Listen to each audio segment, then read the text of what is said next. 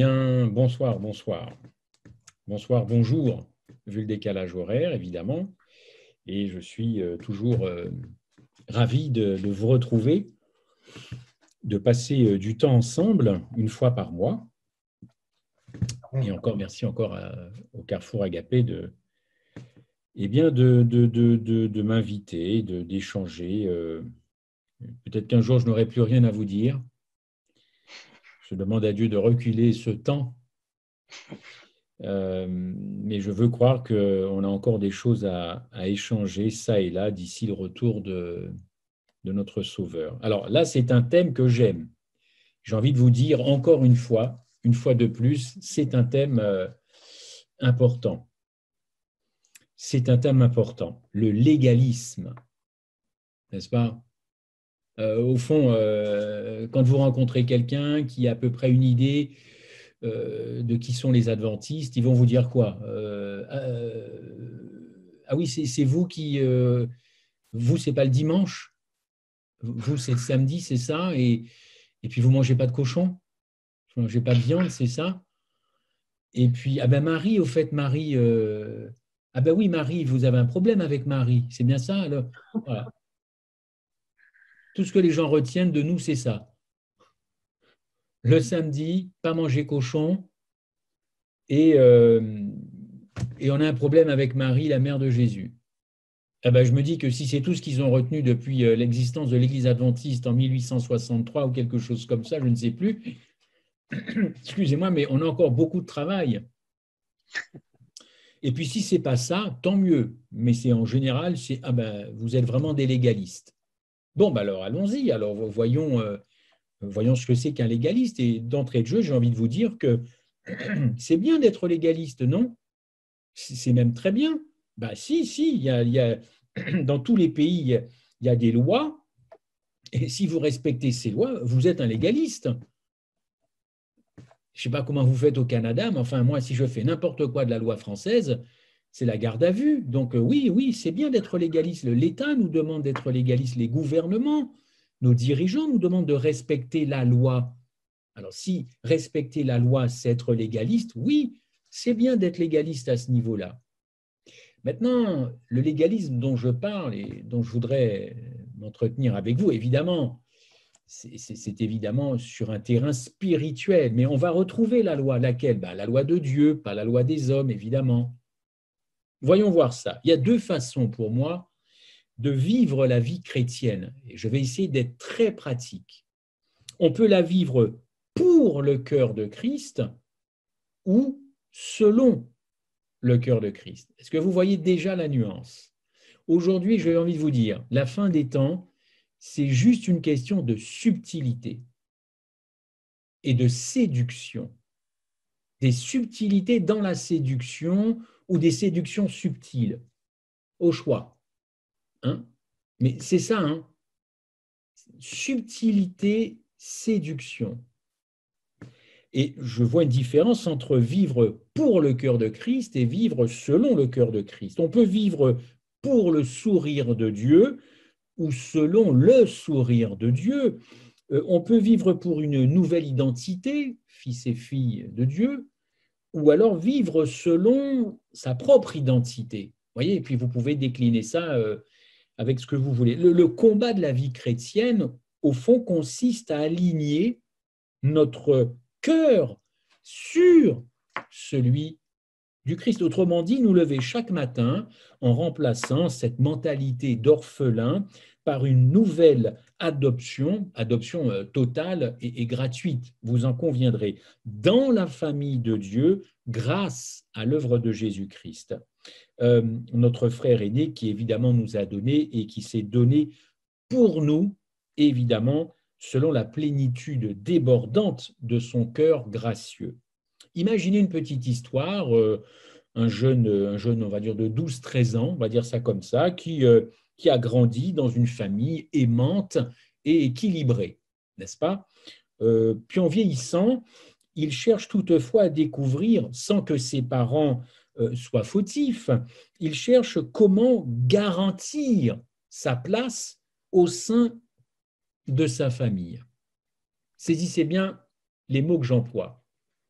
Une semaine, il va tenter de se créer un nouvel acte de naissance. La semaine suivante, il détermine de passer tout son temps libre à récurer la cuisine, à la rendre propre. La semaine d'après, il va essayer de faire tout son possible pour imiter son père dans n'importe quelle tâche. Et puis la semaine d'après, autre chose. Un jour, ses parents vont l'interroger et l'interrogent et lui disent « Mais c'est curieux, ton comportement, il est quand même un peu étrange. » La personne de répondre « Mais moi, je fais juste mon possible pour assurer ma place dans la famille. » Et que lui répondrait son père ? « Mais calme-toi, calme-toi.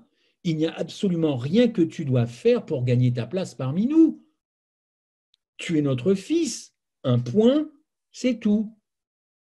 Tu n'as rien à faire au départ pour entrer dans la famille et tu ne peux rien faire maintenant pour en sortir. Tu es chez toi. Vis ta vie, sachant que ton identité de fils, c'est irréversible. Irréversible. Et c'est une identité établie et irréversible. Wow, on me dirait ça, je suis tout de suite rassuré. Je n'ai pas besoin de chercher à faire ma place. Entre l'aîné, les cadets, je n'ai pas besoin. Dans combien de familles on a des enfants qui, pendant très longtemps, ont cherché à se faire leur place parce que trop d'ombre de la part de l'aîné, trop d'ombre.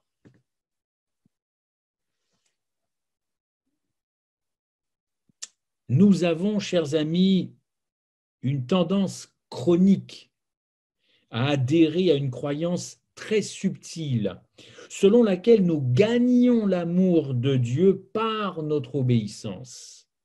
De ce fait, nous agissons comme ce jeune dans cette histoire, n'est-ce pas ? L'Épître aux Galates nous enseigne que nous sommes justifiés aux yeux de Dieu conformément à ce que Christ a accompli pour nous, plutôt qu'à ce que nous faisons, n'est-ce pas ? Et j'ai envie de vous dire une phrase très simple, très limpide. Ajouter à l'évangile quelque chose revient à quoi ? Eh bien, revient à perdre l'évangile. Rappelez-vous ce qui est écrit en Apocalypse. Celui qui rajoutera quoi que ce soit, qui rajoutera ou qui changera d'un iota, ça ne marche pas. Mais c'est pareil avec l'évangile. Essayez d'ajouter quelque chose venant de vous à l'évangile, vous perdez cet évangile, n'est-ce pas ? Et l'épître n'insiste pas, l'épître aux Galates, n'insiste pas essentiellement sur le fait que ça, on le découvre pour la première fois quand on se convertit, mais plutôt sur le fait qu'avec le temps, on s'éloigne de l'évangile. Et forcément, si on s'éloigne, c'est qu'on veut ajouter quelque chose. Paul pose cette question, d'ailleurs, il le dit aux Galates, ô chers amis, c'est un petit peu mon vocabulaire à moi, après avoir commencé par l'esprit, vous voulez maintenant finir par quoi ? Par la chair. Galates 3.3. Et oh, on se ressaisit, oui ou non ? Je ne vous ai jamais dit qu'il faut y arriver par la chair, dit Paul.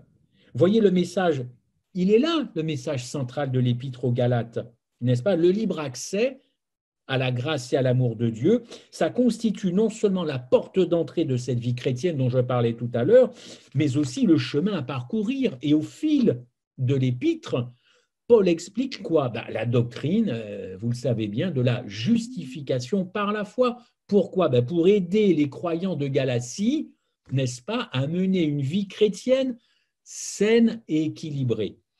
La justification par la foi, ça constitue, on va dire, la dimension objective de notre salut, mais il y a aussi une dimension subjective et l'Évangile, c'est les deux. C'est ce que Christ a fait pour toi, c'est ce qu'il veut faire en toi. On appelle ça aussi la sanctification chez nous. Ok ? Je trouve que moi, en côtoyant mes frères, mes amis, eh bien, on oublie trop souvent ce qu'il a déjà fait.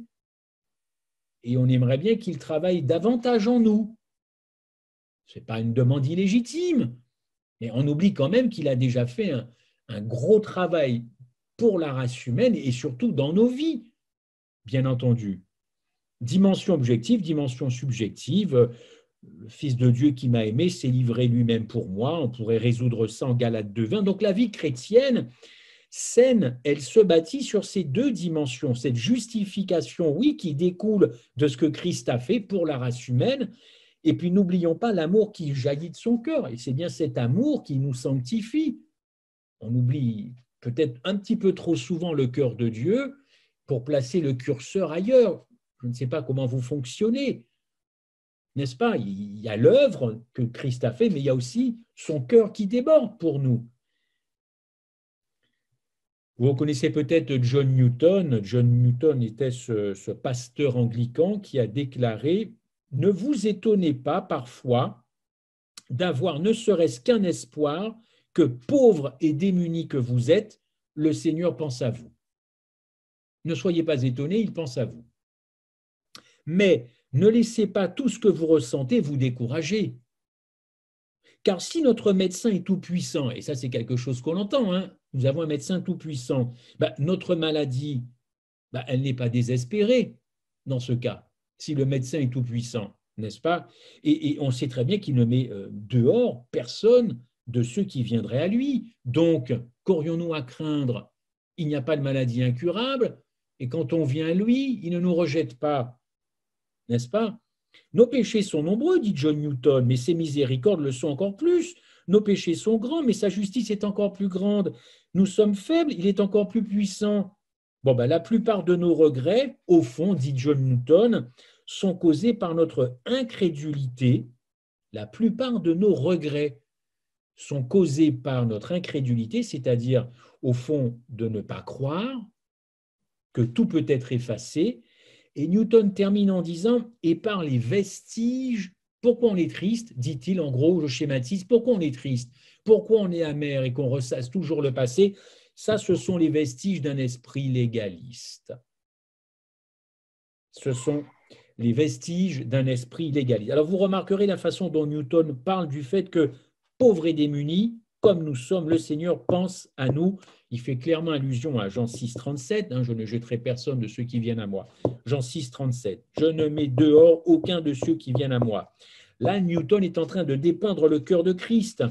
Et au fond, il reconnaît que la source de notre résistance, c'est cet esprit légaliste. Alors, j'y viendrai à l'esprit légaliste, j'agis par étapes. Donc, il s'agit d'une façon dont on désignait au XVIIIe siècle les œuvres de justice ou le légalisme, à savoir cette propension invétérée chez l'homme, mais très subtile, à chercher à obtenir la faveur de Dieu, grâce à quoi? Grâce à l'obéissance, ou grâce à notre conduite, si vous préférez. Newton nous aide à voir que l'une des raisons pour lesquelles nous sommes moins sensibles au cœur de Christ, nous serions moins sensibles au cœur de Christ, est à cause de cet esprit légaliste. Et c'est cet esprit légaliste qui nous aveugle. C'est terrible ça, d'être moins sensible aux choses qui traversent le cœur de Christ uniquement parce que nous avons cet esprit légaliste. Et au fond, nous ne voyons pas à quel point il nous est naturel de fonctionner selon la justification par les œuvres, sachant que néanmoins, on n'y croit pas et on n'en veut pas. Mais pour autant, nous sommes attirés comme un aimant vers cette justification par les œuvres.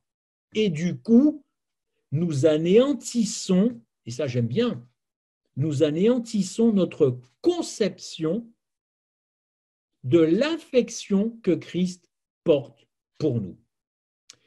L'esprit légaliste, vous l'avez compris en quelques mots, ce n'est pas simplement le côté obscur, peut-être du chrétien, son côté peut-être austère, obscur, la loi, que la loi, que la loi. C'est aussi dans cet état d'esprit, une conséquence directe, j'apprécie beaucoup moins, mais beaucoup moins, je ne vous demande pas de faire le test, mais on apprécierait beaucoup moins, encore une fois, l'affection, l'amour que Christ nous porte. Pourquoi? Grande question que je vous pose, pourquoi? Parce que, au fond, cet esprit légaliste, cette direction que le cœur et la tête prend, eh bien, nous amène à dépendre de quoi? De nos réalisations personnelles, de nos réalisations spirituelles. Vous l'avez compris, avec cet esprit-là, on dépend de nous-mêmes, tout en disant qu'on dépend de Dieu, bien sûr, mais derrière, comme on dit en anglais, background, derrière, il y a quelque chose qui fait que je suis très attiré par mes réalisations personnelles et réalisations spirituelles. Écoutez, pensez par exemple dans une pièce à une sortie, une entrée d'air, n'est-ce pas? Une entrée d'air classique. Euh, dans votre chambre à coucher, et cette entrée d'air est reliée à une chaudière. C'est pour vous donner une image. Si vous gardez cette entrée d'air fermée, n'est-ce pas, par une journée, comme vous connaissez au Canada, une journée d'hiver très froide, très bien, la chaleur va circuler dans tous les conduits de la maison. On est bien d'accord? Jusque-là, ça va. Mais vous, dans votre chambre, vous ne ressentirez aucune chaleur, n'est-ce pas? Maintenant, pourquoi? Parce que cette sortie, vous l'avez obstruée, elle est fermée. Maintenant, en ouvrant cette entrée, cette chaleur que vous avez bloquée dans l'appartement, eh bien, cette chaleur va envahir votre chambre. Évidemment, elle va vous réchauffer. Donc, vous avez compris, la chaleur, elle est là, hein, elle est dans la maison. Mais vous avez empêché que cette chaleur se diffuse dans votre chambre. Mais la chaleur existe. Eh bien, prenez ça comme de la grâce qui vient du cœur de Dieu, avec toutes ses richesses abondantes. L'Épître aux Galates existe pour nous faire comprendre eh bien, que cette entrée d'air chaud ou entrée d'air froid, eh bien, c'est un peu comme dans notre cœur. Soit je ferme, soit j'ouvre. Si je ferme, je ne bénéficierai pas de quelque chose qui existe déjà. Évidemment, si j'ouvre, je me remplis et ça me réchauffe mon cœur. Alors vous allez me dire, oui, c'est bien gentil, mais on est au courant de tout ça quand même déjà. Eh bien, j'ai envie de vous dire oui et non. Oui et non. Comme dirait en France une réponse de Normand, le fameux tête banque oui, tête banque non. Eh bien oui et non, parce que Galates 3,10, Paul dit quelque chose de frappant. Ce verset nous dit, car tous ceux qui s'attachent aux œuvres de la loi, on arrive au cœur même du nucléaire, là. On est au cœur de l'atome avec Galates 3,10, tous ceux qui s'attachent aux œuvres de la loi, ça a été lu, sont sous la malédiction. Texte qu'on connaît très bien. Le passage se poursuit en expliquant que ça tient au fait que si nous cherchons à obtenir notre justification selon notre conduite, eh bien, nous devrons nous conduire à la perfection. Et dès lors que nous adoptons l'approche légaliste du salut, la moindre erreur torpille tout le projet. Donc Galates 3,10, c'est pas drôle comme verset. C'est pas très drôle, n'est-ce pas? Mais qu'est-ce que réellement veut dire Paul en Galates 3,10? Car tous ceux qui s'attachent aux œuvres de la loi sont sous la malédiction. Au fond, ce verset signifie littéralement tous ceux qui dépendent des œuvres de la loi sont sous la malédiction. Le verbe attacher à nos œuvres rend bien l'idée, mais considérons ce que veut dire dépendre. Vous avez déjà arrêté sur ça, dépendre des œuvres, dépendre des œuvres. Et Paul emploie la même expression en Romains 9,32, quand il parle d'Israël qui observe la loi comme Israël dépendant des œuvres. Avez-vous remarqué cette subtilité chez l'apôtre Paul? Paul ne dit pas que ceux qui font des œuvres sont sous la malédiction. Relisez votre texte, il ne dit pas ça. Il dit plutôt ceux qui dépendent des œuvres sont sous la malédiction. Alors, il ne fait aucun doute que les deux idées se chevauchent un petit peu quand même, n'est-ce pas? Et que celle de faire des œuvres est incluse dans une certaine mesure.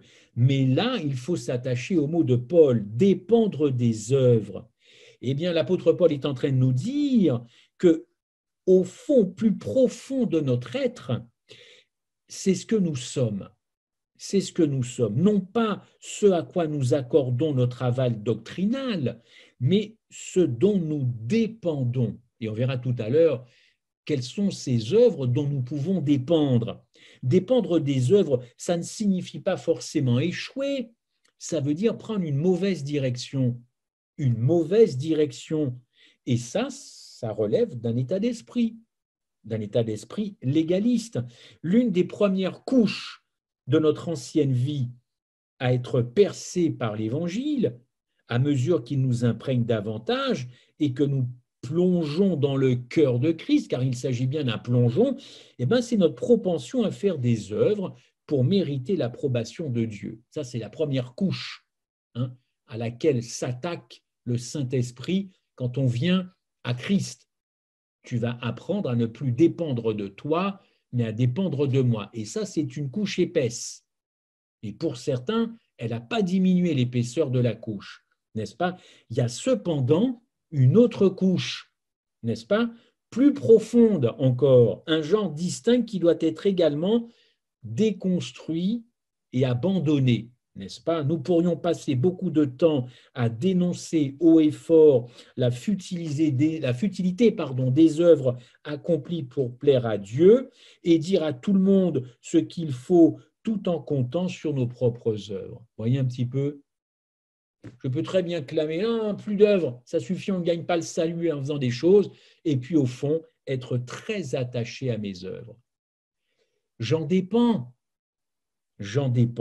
Par ailleurs, notre dépendance naturelle des œuvres reflète non seulement une résistance à la doctrine de la justification par la foi, mais encore une fois, c'est plus profond, c'est de la résistance même au cœur de Dieu. J'apprécie moins son cœur. Et je crois encore une fois que la fin des temps, c'est de connaître de mieux en mieux le cœur de Christ. Alors, il existe une structure psychologique sous-jacente qui, à cause de la chute en Éden, nous pousse constamment à quoi? Par exemple, la manipulation dans nos relations. On manipule les gens, on aime bien un petit peu ça. On s'abandonne à la peur, on est nerveux, on compare, et tout ça finit par de l'angoisse. On devient un peu angoissé, des chrétiens, des adventistes angoissés. Et ça nous fait perdre le nord, tout ça. Alors nous exhalons tous ces traits plutôt que nous les verbalisons ou nous les pensons. Et on peut sentir chez des gens, même s'il y a des gens qui arrivent à dissimuler tout ça, on est bien d'accord, mais on sent quand même qu'il se passe quelque chose. Et si on remonte à la source, très souvent, ça vient effectivement de l'enfance. Mais derrière tout ça, encore une fois, avec cet état d'esprit et cette mentalité, on découvre une connaissance, on va dire une connaissance lacunaire, avec beaucoup de lacunes, du cœur du Christ, toute l'inquiétude chez les hommes, chez les chrétiens, tous les dysfonctionnements, tous les ressentiments, au fond, tout ça, je ne sais pas si vous l'avez pesé, mais ça vient d'une mentalité légaliste. Et ça, c'est quelqu'un qui vit sous la loi. Ça vit sous la loi. Et quand on vit sous la loi, on a cette mentalité légaliste. Le contraire de tout ça, eh bien, je vous le dis, c'est vraiment l'amour ressenti de Christ qui procure la paix, une paix dont on a vraiment bien besoin. Ça procure la plénitude, ça procure l'épanouissement, ça procure le shalom, le fameux shalom, la paix, une espèce de calme existentiel où tout pourrait s'écrouler, peu importe. Ça ne veut pas dire qu'on n'est pas insensible si tout s'écroule, je ne suis pas en train de dire ça, mais ça ne remet pas en cause ce que je crois et en qui je crois. On est bien d'accord, calme existentiel, cet évangile qui nous envahit, et ça nous permet de sortir de la tourmente qui est suscitée par le monde, par les médias, partout. Et là, rien ne peut nous atteindre. Rien ne peut nous atteindre. Dieu nous a accueillis, son Fils nous a accueillis, et nous savons que nous ne serons jamais mis dehors. Je ne sais pas si pour vous, ça vous rassure, mais c'est plutôt sécurisant. Jamais mis dehors. Il y a des parents qui mettent dehors leurs enfants parce que la vie est infernale. Mais avec le Christ, on ne peut pas être mis dehors, n'est-ce pas? Oui, c'est vrai, les Galates ont fini par être insensés, les Galates. Ils ont fini par être insensés parce qu'ils se sont laissés séduire par eux-mêmes. Et la prise de conscience qui est nécessaire pour la fin des temps, c'est une bonne chose et on ne devrait pas négliger cette prise de conscience, n'est-ce pas? Le légalisme, la dépendance à l'égard des œuvres dont Paul parle en Galates 3, je viens de vous le dire, c'est détectable. Pourquoi? Parce que ça vient naturellement chez les gens. Voilà. Pas besoin d'avoir fait devenir avec des machines. Ça se voit, c'est détectable, c'est naturel, n'est-ce pas? Et ça nous semble presque normal, cette dépendance des œuvres. Mais qu'est-ce qu'en dit l'Évangile? L'Évangile nous dit, le Fils de Dieu m'a aimé. Bon, oui, ça, ok, il m'a aimé, il s'est livré pour moi. Voilà. Et donc, en raison de son cœur rempli d'amour pour moi, il ne peut pas rester comme ça, ne rien faire au ciel, n'est-ce pas? C'est vrai que nos péchés, nos sentiments à l'égard de son cœur le blessent, n'est-ce pas? Mais son amour pour nous ne change pas. Bien sûr qu'il est blessé puisqu'on apprécie moins son cœur, mais ça ne change pas ses dispositions, pas plus que le soleil se lève le matin, ça ne change pas non plus, n'est-ce pas? L'amour et l'affection que Dieu nous porte est imperturbable. Parfois, il y a de la friture parce qu'il n'apprécie pas, qu'on n'apprécie pas qui il est. Mais fondamentalement, eh bien, c'est un amour imperturbable, imperturbable. Alors, dans presque toute son intégralité, le Nouveau Testament parle effectivement de nos péchés, de ce qui nous définit. Et si nous sommes unis à Christ, le châtiment qu'il a subi à la croix, vous le savez, devient notre châtiment, n'est-ce pas? Autrement dit, le jugement à venir dont nous sommes tout à fait friands, nous les adventistes du 7e jour, ce fameux jugement investigatif, on en parle, n'est-ce pas? 1844, à juste titre. Eh bien, ce frémissement, ce jugement que nous projetons dans l'avenir, n'est-ce pas? Il est dans le passé. Enfin, il s'est passé quelque chose dans le passé. Il y a quelque chose qui s'appelle la croix, j'espère. Et on voit que finalement, Jésus y a expié tous nos péchés, bien que ça se poursuive dans le lieu très saint, bien sûr, mais ne négligeons pas non plus ce qu'il a fait, sans négliger ce qu'il fait, mais ne négligeons pas ce qu'il a fait non plus. C'est tout un équilibre à trouver, n'est-ce pas? La vie chrétienne est simplement le processus consistant à soustraire mon sentiment identitaire égocentré, égocentrique, plutôt soustraire ça et soumettre ça à cet évangile qui nous invite quand même à connaître le cœur de Dieu, n'est-ce pas? Je parlais d'une lacune à connaître le cœur de Dieu. Alors on dit bien qu'il connaît le nôtre, est-ce que nous cherchons à connaître le sien? Chers amis, le véritable évangile constitue, à la fin des temps, une invitation à laisser le cœur de Jésus nous procurer quoi? Et encore une fois, cette paix, cette joie. Il n'y en a presque plus de paix, presque plus de joie. Du fait, encore une fois, nous avons déjà été admis, inclus, intégrés dans la famille céleste.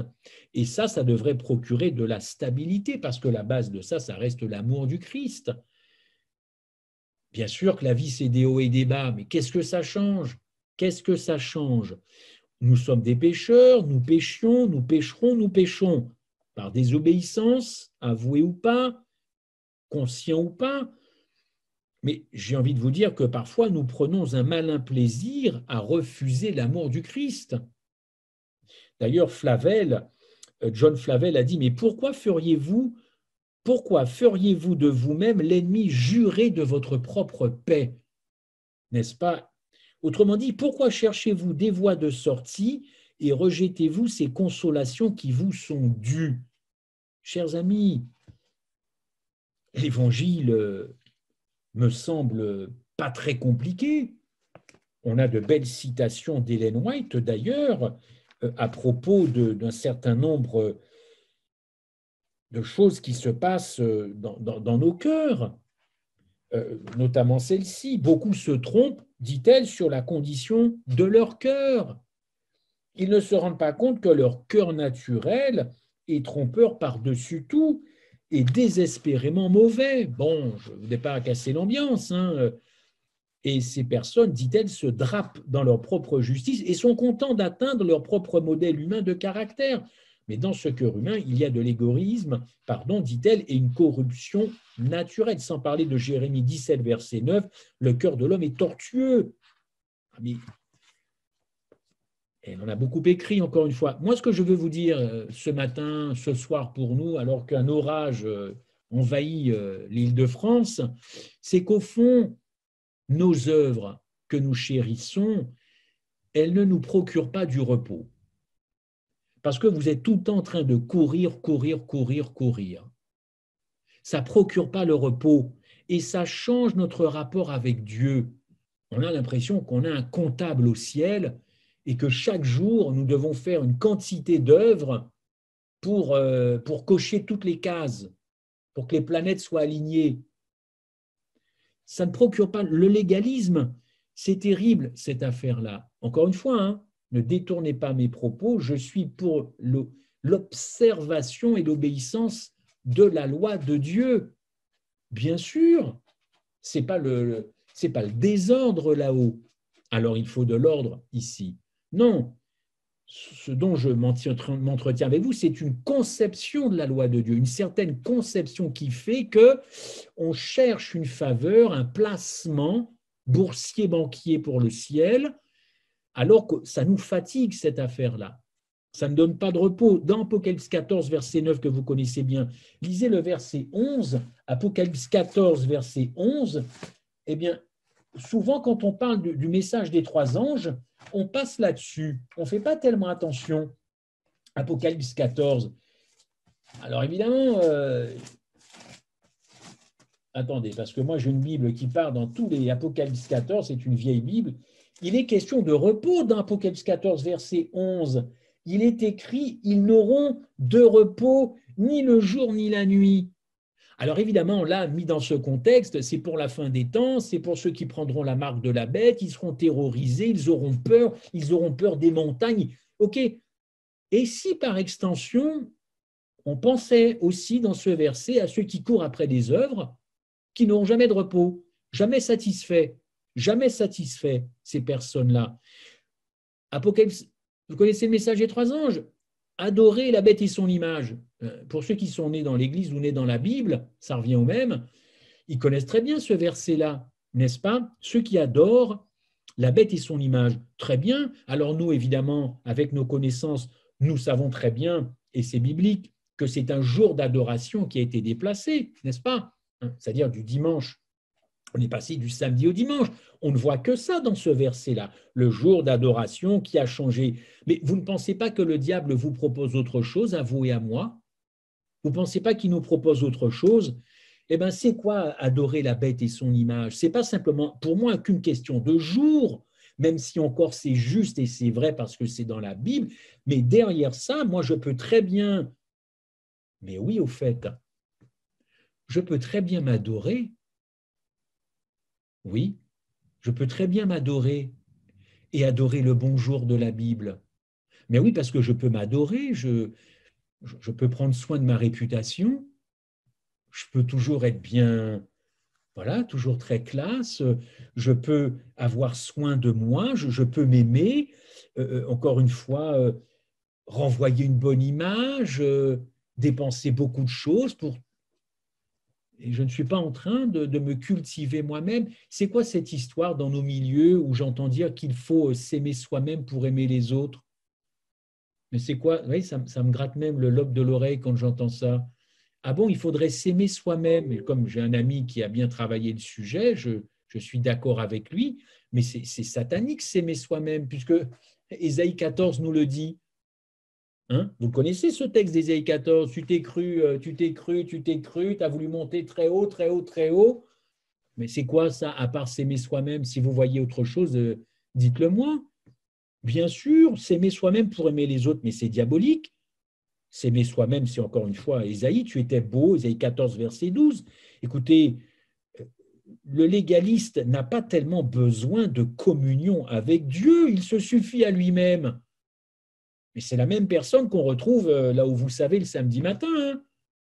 Encore une fois, je peux très bien adorer le bonjour, mais le restant de la semaine, je m'adore, je m'apprécie, parce que, parce que voilà quoi, ce que je dis, c'est pas bête, n'est-ce pas? Alors c'est bien, oui, on parle que du jour d'adoration, et puis on évite évidemment de parler des autres adorations. Moi, ma personne, qui je suis, mon métier, ma réputation, hein, mon histoire dans l'Église, ma longévité. Non. Ce verset 9, ce repos qui est mentionné, c'est aussi ce repos que l'on n'a pas quand on est centré sur soi. On lit le message des trois anges avec de mauvaises paires de lunettes. Oui, on devrait non pas changer le texte, mais surtout changer de lunettes. Ce verset 9, encore une fois, personne n'aura de repos à la fin. On le sait, le texte le dit, mais personne n'a de repos maintenant à vouloir courir après ce que l'on appelle la sanctification, vouloir toujours trop en faire, ne savoir jamais dire non, parce qu'un adventiste ne sait pas dire non, il dit toujours oui. N'est-ce pas? Verset 12, il est question de persévérer. Alors évidemment, alors là, vous allez me dire, mais il faut persévérer, on ne peut pas rester les bras croisés, il y a des âmes à sauver, enfin. Franchement, quand on reçoit l'amour du Christ, on ne peut pas rester comme ça en attendant que ça se passe. Ce n'est pas de ça que je suis en train de vous parler. Je suis en train de vous dire que non, on ne peut pas rester les bras croisés, mais quand on décroise les bras, c'est pour faire quoi? Au nom de quoi? Et avec quelle motivation? C'est ça qui est enraciné en fin de compte, la persévérance. Mais c'est surtout de la foi de Jésus qui a été persévérante pour s'acharner à sauver la race humaine. Je suis persévérant de quoi, moi? De rien du tout par rapport à sa persévérance à lui. Et au fond, on sait que c'est le travail du Saint-Esprit. Je vous rappelle quand même que c'est très difficile de dépendre à 100% de Dieu. Hein. C'est la chose la plus difficile au monde, dépendre à 100% de Dieu.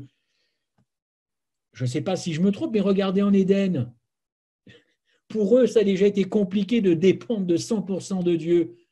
Il y a un moment, non. Ils se sont dit non. Et pourquoi voudriez-vous qu'aujourd'hui, des milliers d'années après, on dise comme ça, bah oui, oui, Seigneur, je veux dépendre de toi. Même dans nos prières, on dit ça, mais Madame White te dit que la bouche dit des choses que le cœur ne reconnaît pas. Chers amis, nos cœurs occupent trop de place à se concentrer sur nos œuvres et on ne se concentre pas suffisamment sur les œuvres de Dieu. La fin des temps, c'est se concentrer sur les œuvres de Dieu et pas sur nos œuvres. Que mon Église s'agrandisse dans le monde, qu'il y ait 153 milliards d'adventistes, qu'il y ait des églises partout, des cathédrales, des pensionnats, mais de toute façon, tout ça, ça va être détruit. Alors autant se mettre déjà dans l'esprit, parce que tout ça, ça va être détruit. Non, je dois me concentrer non pas sur ce que je construis, mais ce que Christ a construit pour moi.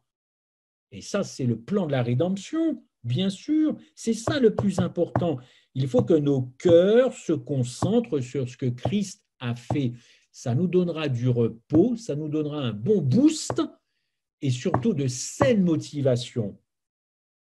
Rappelez-vous Matthieu 11:30, prenez mon joug, il est doux, parce que le Christ sait que nous nous ajoutons des poids et un joug. Et vous savez ce que c'est qu'un joug? C'est cette pièce de bois que l'on met sur la tête, n'est-ce pas, du bœuf pour qu'il puisse travailler les sillons de la terre. C'est une grosse et c'est lourd, une pièce de bois sur les deux bœufs. Et vous avez remarqué que cette pièce de bois, on la met où? Sur la tête, c'est-à-dire le siège de nos pensées, de notre réflexion, n'est-ce pas? Et Jésus, d'ailleurs, nous dit qu'il ne nous impose pas son joug. Non, prenez-le, il nous invite à le prendre. Il nous invite à le prendre pour avoir quoi? Du repos pour nos âmes. Parce que Jésus sait qu'il y a beaucoup de désordre dans notre cœur, beaucoup d'agitation. Cette fameuse pièce de bois, elle est lourde. Elle est lourde. En fin de compte, porter un joug désigne que soit nous sommes sous la contrainte, comme ces bœufs qui n'ont pas le choix, il faut qu'ils travaillent la terre, soit sous la contrainte, soit sous la domination de quelqu'un. Il n'y a pas de repos. Il n'y a pas de repos. Et au sens figuré, le joug désigne une servitude rude, insupportable, une espèce d'esclavage des œuvres, une captivité de nos œuvres. Chers amis, quand on sort de la croix, vous avez rendez-vous avec le diable. Méfiez-vous, Carrefour Agapé, chers amis, chers frères, chers bien-aimés, chers tous. Si nous sortons de la croix, le premier carrefour qui nous attend, sans faire de jeu de mots, voyez, je pense comme ça, on a le diable qui nous attend au carrefour, hein, parce qu'il va tout de suite prendre la place. Dès qu'on sort de la justification par la foi, nous sommes en dehors des mérites de Jésus-Christ. Et c'est pour cela qu'il y a beaucoup de légalistes chez les chrétiens. Matthieu 19, 26. Quant à Dieu, tout est possible. Seules ses œuvres comptent. Encore une fois, il pourrait y avoir 300 milliards d'adventistes ou des baptêmes à n'en plus finir dans chaque église sur la terre. Qu'est-ce que ça change à mon cœur? Je comprends pas, ou je suis complètement en train de débloquer, mais ça change quoi à mon cœur? Mon cœur vis-à-vis de ma famille, mes amis, vous, mon église. Ça ne transforme pas un cœur de regarder les émissions où les gens se baptisent. Tout au plus, on est joyeux, on est heureux. Et il faudrait encore savoir quel évangile on leur a vendu. Permettez-moi l'expression, quel évangile on leur a vendu. Moi, je demande à voir. Mais je crois savoir qu'au bout d'un an et demi, on en perd la moitié. Oh, ben ça, il ne faut pas le dire, ça. Surtout pas le jour du baptême, mon frère, dans un an et demi, on ne te revoit plus. Ah mince, pourquoi? Ben parce que, tu sais, le légalisme, ça fonctionne bien. On sait très bien que le dimanche, c'est le jour de l'œuvre humaine, n'est-ce pas? On sait que c'est l'homme qui est à l'origine de ce jour. On sait que le sabbat, c'est le jour de repos. Mais combien de personnes se reposent le jour du sabbat aujourd'hui dans les œuvres de Dieu et non pas dans les nôtres? Et c'est un tout petit aspect du sabbat, parce que moi aussi, je suis comme vous, j'entends « Ah, super, sabbat arrive, je vais pouvoir enfin me reposer. » Tu te reposes de quelle œuvre? Oh, ben la semaine a été dure, hein. Oh là là, frère, ma soeur, la semaine était dure, compliquée là, une fin de semaine compliquée, un vendredi compliqué. Et comment voulez-vous qu'avec un tel discours, on entre dans le repos des œuvres de Dieu? C'est lui qui est à la création, c'est lui qui a tout fait. La recréation, c'est lui. La création, c'est lui. La recréation, c'est lui. Donc, on devrait se reposer dans ses œuvres. Donc, on ne devrait pas dire « je suis fatigué, je vais enfin me reposer ». On devrait dire « je vais me reposer dans les œuvres du Créateur ». Ce n'est pas le même repos, hein. Non, non, ce n'est pas le même repos. Ce n'est pas le même repos. Dieu nous invite à nous concentrer sur ses œuvres à lui et pas sur nos œuvres, mais on glorifie subtilement nos œuvres. Dans la création, Dieu agit, dans la rédemption, il agit, à la croix, il agit, dans le lieu très saint, il continue d'agir. Où voulez-vous? Mais laissons-le agir. Bravo, moi je n'ai plus qu'à applaudir. Pouah. Alors le travail, tout ça depuis le début, mais tu dois vraiment être fatigué. Et il nous répond, mais non, je fais ça pour toi. Tu es mon carburant, tu es mon diesel. Enfin, pas en ce moment, parce que vu l'écologie, il ne faut plus parler de diesel, mais tu es mon sans-plomb. Je ne suis pas fatigué, je bosse depuis le début pour toi. Ben, nous, on est là. Alors là, bravo, chapeau, parce que je ne connais pas de dieux qui font ça. Le problème, c'est que quand on se présente devant Dieu, on se présente avec nos mérites. Tu vois, Seigneur, j'ai donné 10 études bibliques. Tu vois, Seigneur, je suis pasteur, j'ai baptisé 15 personnes le mois dernier. Tu vois, Seigneur, j'ai fait 150 kilomètres pour visiter la veuve et l'orphelin. Tu vois, Seigneur, cette mois-ci, c'était difficile, mais j'ai rendu la dîme. Tu vois, Seigneur, mais tu vois, il n'y a quand même pas un texte dans l'Apocalypse où Dieu nous dit, mais je connais tes œuvres. Vous pensez vraiment qu'on doit décliner dans nos prières tout ce qu'on fait pour Dieu Mais lisez Apocalypse, je connais tes œuvres. Et vous connaissez le diagnostic? Vous êtes tiède. Ce n'est pas une question de faire des œuvres. Ça n'intéresse pas Dieu, des œuvres. C'est même lui qui les a, comme on dit, préparées d'avance. Et nous ne sommes que des exécutants. Mais nous nous approprions à la fois la conception de l'œuvre, le projet de l'œuvre, la réalisation, et à la porte de sortie, c'est moi, j'ai pris le ticket gagnant. Non, on devrait se présenter devant Dieu à la fin des temps avec les mérites de Jésus. Et ça, nous oublions ça trop facilement. Madame White dit que pas une personne sur 100 n'a compris la justification par la foi et ses conséquences. Je n'aimerais pas que nous nous trouvions dans cette centaine, si vous voulez bien. Et aujourd'hui, malheureusement, on s'engage avec Dieu pour obtenir des choses. Alors, on a des promesses, on le sait, on s'y accroche plus ou moins, mais on attend autre chose de Dieu, autre chose. Et il y a un méli-mélo de moi, de ses promesses, de mes promesses, de moi, de ses promesses, de ses... Bon, c'est le méli-mélo. Chers amis, l'égocentrisme est au centre de nos demandes, car on croit beaucoup en ses œuvres, et Martin Luther a lutté là-dessus. Vous imaginez le travail de Martin Luther pour casser cette justification par les œuvres. Je lui en souhaite. Il a eu du moral, parce que nous aimons nous reposer sur nos œuvres pour encore une fois gagner la faveur de Dieu. Au fond, c'est beaucoup la préoccupation des gens, ça. Il faut du résultat. Il faut du résultat. Qui n'a jamais fait un rapport? Il faut du résultat. Je ne dis pas qu'en soi, c'est mauvais. Essayez de comprendre dans quel état d'esprit. Je veux qu'on quitte un état d'esprit légaliste, parce que agir comme ça pour obtenir quelque chose de Dieu ou une faveur, non, il faut qu'on en arrête avec ça.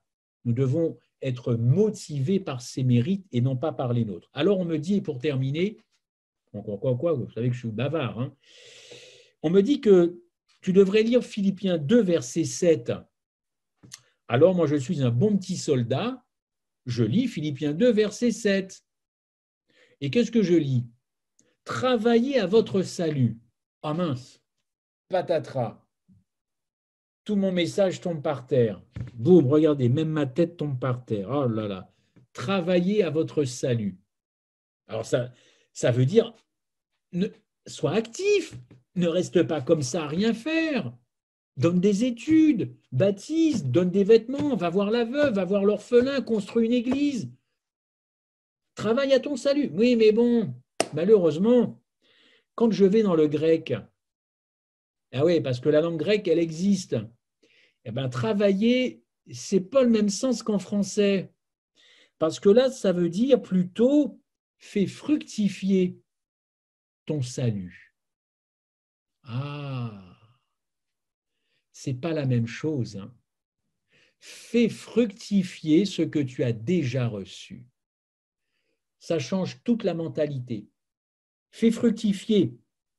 Façonne ce que tu as déjà reçu, n'est-ce pas? C'est même écrit ce qui est déjà apporté, façonne les choses, mets en œuvre ce que tu as déjà reçu. Voilà la vraie justification, la vraie signification de ce verset, n'est-ce pas? Écoutez Jésus nous dire quelque chose cet après-midi en Jean 5, verset 41. Je ne tire pas ma gloire des hommes. Je répète pour la Philippiens 2, verset 7. Je ne tire pas ma gloire des hommes. Si Jésus sur terre a dit qu'il ne tirait pas sa gloire des hommes, écoutez-moi bien, pourquoi voudriez-vous qu'il tire des œuvres des hommes quelque chose de bon? Puisqu'il ne tire pas sa gloire des hommes, il ne va quand même pas tirer des œuvres bonnes, des gens mauvais, enfin, voyez un peu le micmac. Jean 5, 41, aucune œuvre humaine n'est bonne, si belle soit-elle, si juste soit-elle, elles ne sont pas bonnes car elles sont polluées par l'égoïsme et l'égocentrisme. Et voilà pourquoi il faut toujours se battre pour l'agapé. Et encore une fois, bravo d'avoir conservé agapé. Philippiens 2, verset 7. N'est-ce pas? travailler à votre salut. Ça veut dire, encore une fois, faire fructifier ce que tu as déjà reçu. Alors nos œuvres sont polluées par nos mérites, par nos intérêts. Et Jésus, lui, est venu sans gloire sur cette terre, dans cette incarnation, sans gloire. Et nous tirons de la gloire de ce que nous faisons. On a quand même un problème. Ne nous trompons pas de victoire, chers amis. La foi, encore une fois, d'Apocalypse 14, c'est bien sa foi à lui qui produit des œuvres. Gardez le Christ vivant en vous-même. Oui, ça passe par l'obéissance, bien sûr, mais un cœur légaliste, c'est un cœur qui est sous la loi. Or, dit Romain, nous sommes sous la grâce. Et alors, on me dira, mais la loi, c'est bien les 10 commandements. La loi, les 10 commandements, la grâce, Jésus-Christ. Oui, non. Oui et non. Ce n'est pas pour changer l'interprétation de la parole. Être sous la loi, ce n'est pas automatiquement être sous les 10 commandements. Non, j'ai plutôt envie de vous dire que c'est aussi ça, mais c'est aussi être sous la loi, c'est-à-dire être sous l'expression de la volonté de Dieu, être sous la voix de Dieu, sous l'instruction de Dieu. Pour faire quoi? Pour aller à Dieu. La fameuse phrase de Paul, la loi, c'est un pédagogue qui nous amène à Christ. Donc, c'est une voie, la loi de Dieu, mais c'est pour nous amener à lui. Et quand vous arrivez à lui, vous arrivez à quoi? À la grâce. Vous comprenez? Bien sûr que c'est les commandements, mais moi, pas tellement. Paul dit en Romains, la loi est bonne, elle est juste, n'est-ce pas? Mais quand on parle du salut, on ne peut plus parler de la loi. Quand on parle du salut, on ne peut plus parler de la loi. Je veux bien qu'on parle du péché, bien sûr, parce que c'est la loi qui me permet de détecter le péché. Mais attention à peser nos mots quand même. La loi m'amène à la grâce. La loi m'amène à la grâce. C'est le chemin, c'est la route, c'est la direction. Donc, au départ, je suis sous la loi, mais après, je suis sous la grâce. Je ne peux pas être sous la loi et sous la grâce en même temps, puisqu'il y a un truc qui m'amène à un autre. Vous saisissez? Et quand je compte sur mes propres efforts, je suis sous la loi. Je subis la loi volontairement. Je me l'impose. Je m'impose ce joug, alors que le Christ me dit en Matthieu, mais prends mon joug, prends ma grâce, prends mon salut, je m'occuperai de toi. Tu ne resteras pas à rien faire, je te rassure. Je rassure tous ceux qui sont toujours très énergisés à tout faire, tout un tas de choses. Il faut les rassurer. Il y a toujours du travail pour le Christ, mais il n'y a aucun mérite dans ce qu'ils font, y compris moi, y compris tout le monde. Attention, ce cœur légaliste, rappelez-vous, c'est toujours un cœur sous la loi, ce n'est pas un cœur sous la grâce, et c'est un cœur sous la grâce qui ira au ciel. N'est-ce pas? Romains 3, nous n'avons rien à faire, nous n'avons rien à exiger de Dieu, car la gratuité conduit à Christ et pas à la loi. Si le salut c'est gratuit, le salut me conduit à Jésus, l'auteur de la gratuité. Ça ne me conduit pas à la loi. Cette gratuité me conduit à quoi? À la gratitude. La gratuité du salut me conduit à la gratitude, à la reconnaissance du cœur, n'est-ce pas? Est-ce à dire que la grâce enlève la loi? Non, dit Paul. Non, pas du tout. Romains 6, verset 1, la grâce n'encourage absolument pas le péché, la grâce n'enlève pas la loi, mais sous la loi, il n'y a pas de relation possible avec Jésus. Non, sous cette loi, ce n'est pas possible. C'est sous la grâce que la relation est possible avec le Christ. Et quand vous avez compris que vous êtes sous la grâce, vous ne faites pas n'importe quoi de votre vie. Vous appréciez du cœur ce sacrifice. Et vous commencez à vous intéresser au cœur du Christ. Ça ne peut se faire que sous la grâce et pas sous la loi. Ce n'est pas le job de la loi. Ce n'est pas son job. Le job de la grâce est de connaître le cœur de Christ, évidemment. Alors, pour terminer sur une note peut-être un petit peu plus embêtante, puisque je vous ai promis, qu'est-ce que dépendre des œuvres. Ouh là là, je ne vais pas me faire des amis. Qu'est-ce que dépendre des œuvres?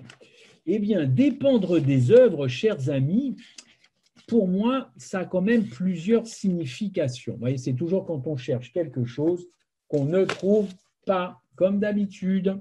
J'avais tout préparé. Voilà.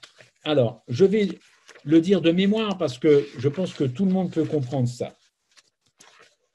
Tout le monde peut comprendre que dépendre de ces œuvres, c'est rechercher les premières places.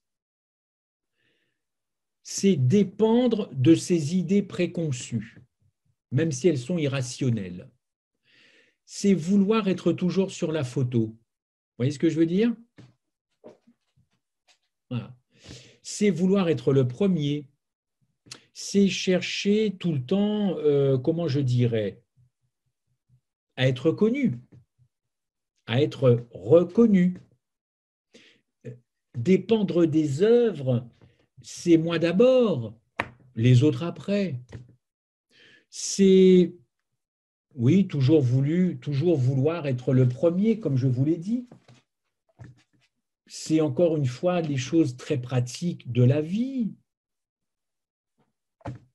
Comme dirait un ami, il y a plus de bonheur à recevoir qu'à donner. C'est tout ça. Dépendre des œuvres, c'est protéger ma réputation. Ah mon Dieu, j'ai entendu dire quelque chose sur moi. Ah, je m'en offusque, je porte plainte. Où est le malheureux que je lui coupe la tête? C'est être très aux petits soins de sa personne. C'est vouloir davantage se faire du bien à soi, puis ensuite les autres après. C'est quand on est à table, vouloir la plus grosse part du gâteau.